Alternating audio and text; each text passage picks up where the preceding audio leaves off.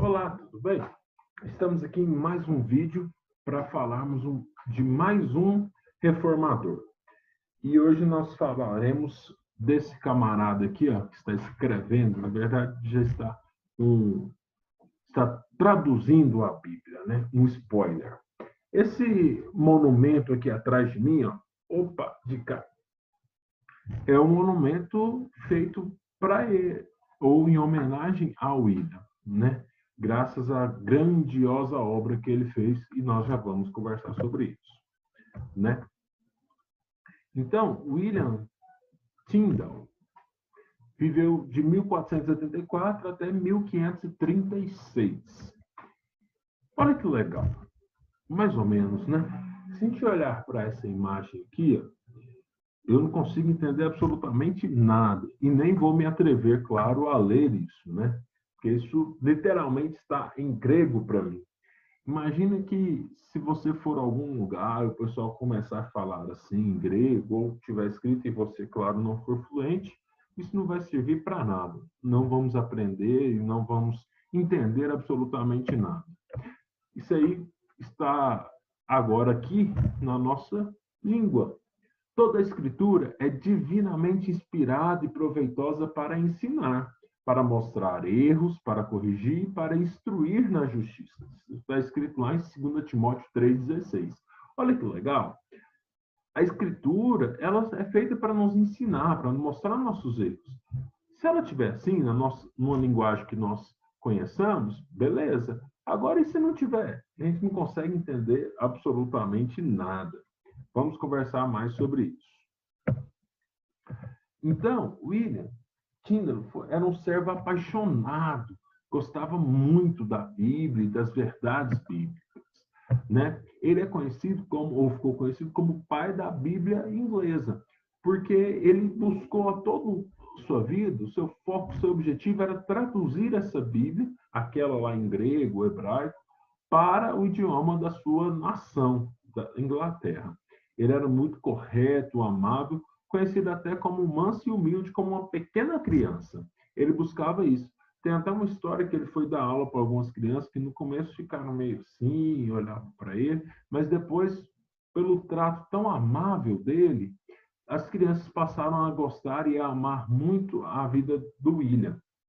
Interessante que tudo que ele fazia as crianças, estou com preguiça. Ele falava, Deus disse, vai ter com a formiga, ó preguiçoso. E tudo ele citava as palavras de Deus, da Bíblia, para as crianças. Mas certa vez ela falou, mas eu não conheço, como que eu vou conseguir saber o que Deus quer para a minha vida?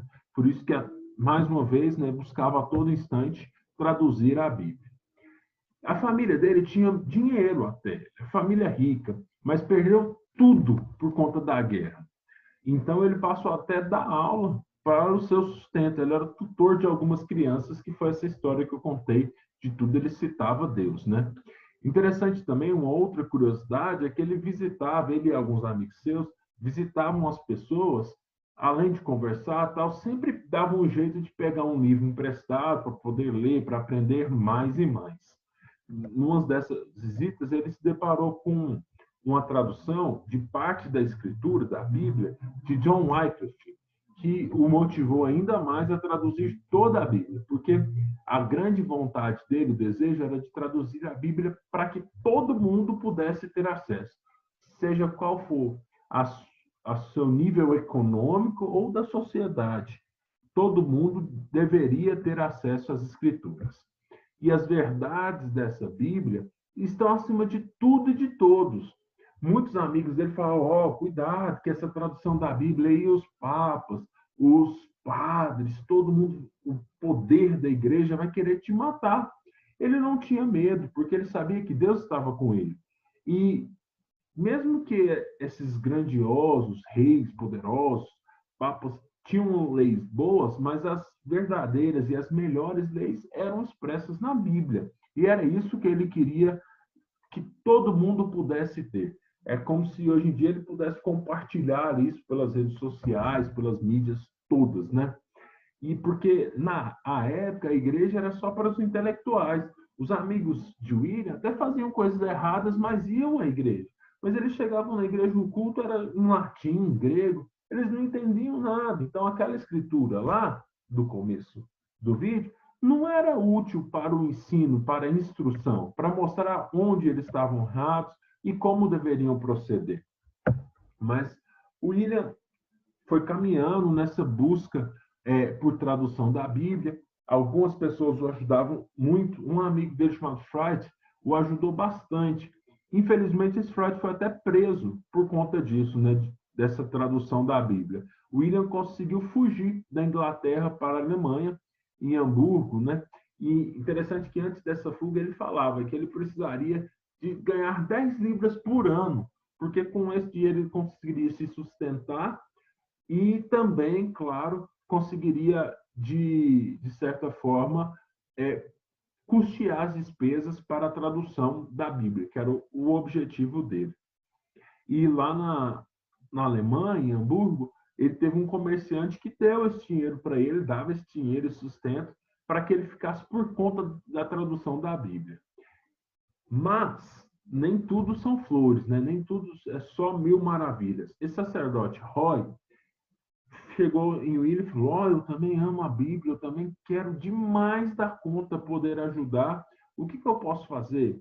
Como que eu consigo te ajudar nessa empreitada? Mas, na verdade, esse sacerdote queria era tirar o pouco dinheiro do William. Ele não estava nem aí para o que o William estava fazendo. Na verdade, ele queria o seu próprio bem. Olha que bicho sem vergonha. Mas na cidade de Worms, o William conseguiu a tradução e conseguiu até, hoje em dia nós iríamos falar imprimir, né? Mas era produzir alguns exemplares da sua Bíblia traduzida para o povo. Entretanto, era muito difícil porque as autoridades não queriam que essa Bíblia fosse propagada. Então eles tentaram por tudo atrapalhar. Inclusive um bispo chamado Tom Stahl queria comprar os exemplares de William. William sabia que ele queria comprar e queimar. Até foi alertado pelo seu amigo Fright, mas falou: não tem problema, deixe que ele compre. Porque quando ele queimar, ele vai despertar a curiosidade do pessoal em ler esse livro. E isso é legal. E, além disso, o dinheiro que ele vai pagar pelos exemplares, eu vou conseguir produzir muito mais. Então, o bispo comprou, por exemplo, milhares de exemplares e, com esse dinheiro, o William conseguiria produzir dezenas de milhares. E isso foi muito legal. E ele conseguiu e assim o fez. E aí a Inglaterra passou por alguns problemas, inclusive uma crise de alimentos, e a Alemanha mandava alimentos para a Inglaterra. E junto com esses alimentos, o William conseguiu colocar os exemplares da sua Bíblia, assim nutrindo o pessoal, tanto fisicamente com os alimentos, quanto espiritualmente com as verdades de Deus. Olha que legal isso. Ele foi colocado na prisão por um inglês chamado Phillips, lá na Alemanha.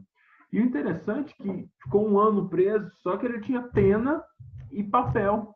Então ele continuou a sua obra, traduzindo a Bíblia, agora num formato mais barato, para distribuir para todos os pobres, para aquelas pessoas com menor aquisição.